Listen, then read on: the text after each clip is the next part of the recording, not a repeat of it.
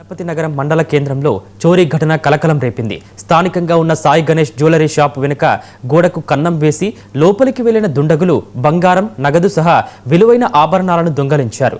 సమాచారం అందుకున్న పోలీసులు, క్లూస్ టీం, ఫోరెన్సిక్ నిపుణులతో కలిసి ఆధారాలు సేకరిస్తున్నారు.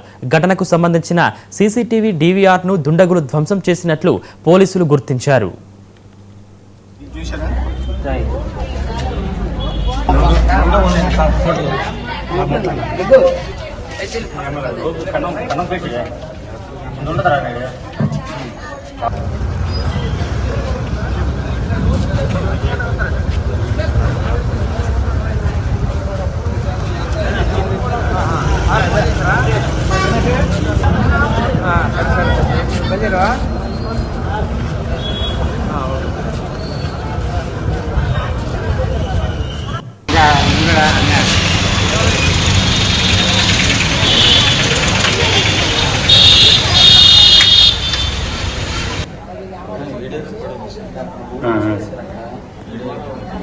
బాబు మీ అందరూ ఇక్కడ ఉండదు.